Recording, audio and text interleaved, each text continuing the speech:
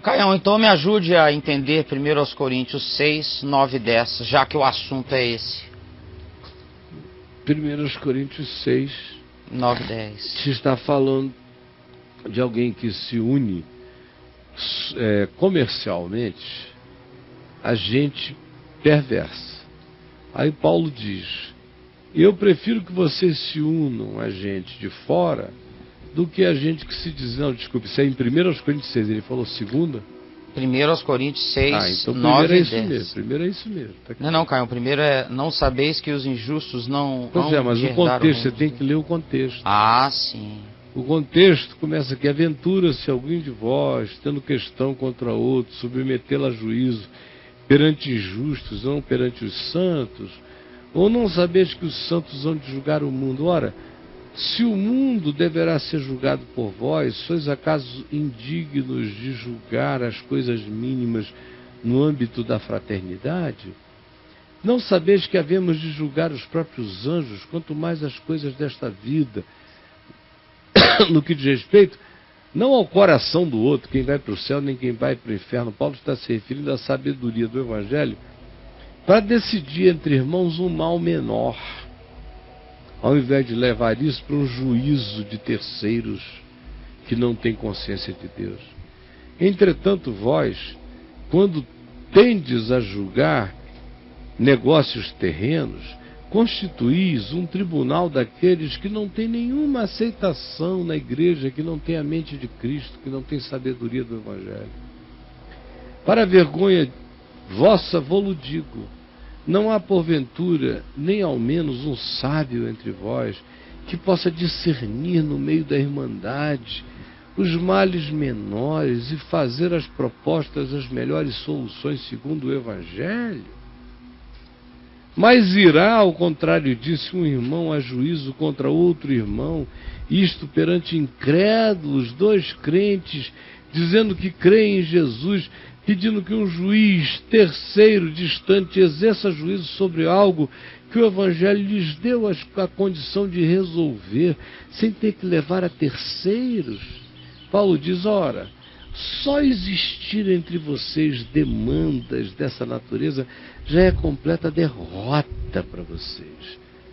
Por que vocês não sofrem antes a injustiça, ao invés de irem brigar pelo direito em praça pública?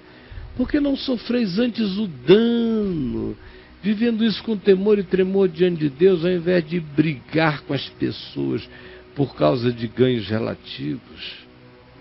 Mas vós mesmos fazeis a injustiça e fazeis o dano, isto aos próprios irmãos, e ainda buscais um juízo de terceiros para dirimir algo que na consciência de vocês já deveria ter nascido morto, portanto nem conflito haveria. Ou não sabeis que os injustos não herdarão o reino de Deus? Isso tudo está olhando esse contexto. Isso. Não vos enganeis, nem impuros, nem idólatras, nem adúlteros, nem efeminados, nem sodomitas, nem ladrões, nem avarentos, nem bêbados, nem maldizentes, nem roubadores herdarão o reino de Deus. Tais fostes alguns de vós outrora, mas vós vos lavastes, mas fostes santificados, mas fostes justificados em o nome do Senhor Jesus Cristo, no Espírito do nosso Deus. Significando dizer o quê? Que naquela comunidade ali de Corinto não havia ninguém praticando a injustiça? Ora, ele está falando disso no contexto antecedente: vocês estão sendo injustos. Nem por causa disso ele está dizendo vocês morreram, estão no inferno. Ele só está dizendo: gente que já sabe o que vocês sabem tem que passar disso. Impuros. Quanta gente impura! Aqui no capítulo 5 tem um impuro, acerca do qual Paulo vai fazer provisão em 2 Coríntios 2, dizendo: perdoem-no ao impuro que estava comendo a mulher do pai. Não era brincadeira. Nem idólatras. Está cheio de idólatras aqui em 1 Coríntios 12, ele diz: até o culto de vocês falando em línguas está cheio de idolatria, mas não é por causa disso que a misericórdia de Deus não está sobre vocês. Eu estou aqui para corrigir a fé de cada um de vocês. nem adúlteros. Quem é o adúltero? É o cara que um dia adulterou? O adúltero é um cara que faz da traição a sua profissão existencial. Esse é o adúltero. É o cara cujo tesão está em pegar que não é dele, cuja ideologia é gostoso mesmo, é o que a gente viola. Sempre. Esse é o adúltero. O adúltero não é um indivíduo que cometeu um adultério. O adúltero é um cara que existe para isto. Sim. Este é o adúltero. Não herdará o reino dos céus. É um estelionatário da vida, é um enganador do próximo, é um utilizador do outro. Os efeminados, nem efeminados, quem é esse efeminado aqui? É o cara que nasceu com uma anomalia sexual? Não. O contexto é de Corinto, eles não sabem nem ver qual é o contexto. Como eram os efeminados de Corinto nos dias de Paulo? Eram aquelas bichas loucas que andavam pelo porto se fazendo de mulher, doidos e treslocados, pegando do jeito que viesse. Se fingiam de mulheres, mas cortavam e aparavam. O negócio deles era a devassidão. Esses eram os efeminados de Corinto, cujo nome, eu expliquei para você e para todos lá em Corinto, que a palavra, o nome da cidade de Corinto virou verbo. Sim. Corintianizar, que era sinônimo de eu sodomizo, tu sodomizas, era eu sacaneio sexualmente, eu sou devasso. Foi isso que Corinto se tornou. É esse o espírito. Eu não posso deixar de entender para quem Paulo escreveu e quando Paulo escreveu, em que contexto ele escreveu, para não pegar uma palavra solta de paraquedas e querer que ela caia na cabeça de todo mundo, porque é pecado e é blasfêmia contra a verdade, contra os significados de cada coisa dita. Nem sodomitas, que é sobretudo esse indivíduo que está afim, como em Sodoma, de qualquer que seja alternativa. Veja que eles estavam tão afins de qualquer que seja alternativa que primeiro eles quiseram comer os anjos que chegaram na casa de Ló. Aí Ló disse, não, os anjos não, eu dou as minhas filhas. Ah, é, cara? Ou seja, Ló sabia que para oferecer as filhas os caras cortavam e aparavam.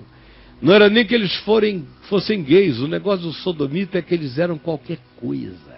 Meu Deus. Em qualquer direção. Nem ladrões. Não é um indivíduo que um dia cometeu roubo. Hoje tem gente aqui roubando, tem gente roubando ideia, tem gente roubando, tem tanto roubo acontecendo aqui. Mas o ladrão é aquele que vive consciente e deliberadamente para isso.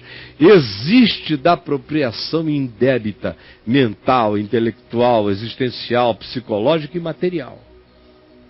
Nem avarentos, que não estava preocupando o indivíduo que escreveu, ele, quando escreveu isso, eu sei que ele estava falando de efeminados. Só porque eu estava falando da esposa do outro cara, que provavelmente nasceu gay, ele rubricou só efeminados, ele não viu nada mais, os avarentos, que talvez você seja. Você que manda o efeminado para o inferno é um casca grossa, duro, não generoso, não ajuda nada, perverso nos seus contimentos malignos e fica julgando o próximo. A sua avareza é todo dia. Pense nisso. O que se torna todo dia em uma ideologia de ser, sendo como isso que Paulo aqui denuncia, coloca você fora do reino de Deus sem apelação. Bêbados, não é o cara que tomou uma bebidinha ali que gosta dela, é o indivíduo que ideologicamente disse, não quero ter mente, não quero ter juízo, não quero ter lucidez, e se anestesia para atropelar o próximo. Existe uma designação perversa nesse bêbado. Não é um coitado caído e doente na esquina. É um indivíduo que se embebeda e altera a consciência com o poder que ele tem para passar por cima dos outros. É o que recebe da bebida a diminuição de censura para atropelar, para se prostituir, para pegar, para comer, até para matar. Nem maldizentes, que é o que você que me mandou esse texto aqui deve ter praticado hoje, enquanto me ouvia, maldice. Não herdará o reino dos céus se a maldição estiver no seu coração, se você tiver o poder de amaldiçoar o próximo. Você é um ébrio do ponto de vista de Deus. nem roubadores, que se dedicam a isso como profissão, seja secular, seja ministerial. Ministerialmente falando, você chama um monte de gente de homem de Deus, e Paulo chama de roubadores, e o Espírito Santo chama de ladrões do Evangelho. Se enxergue, irmão, eu sei onde você queria chegar. Receba esse trabuco no meio da sua cara, para ver se você pode se salvar.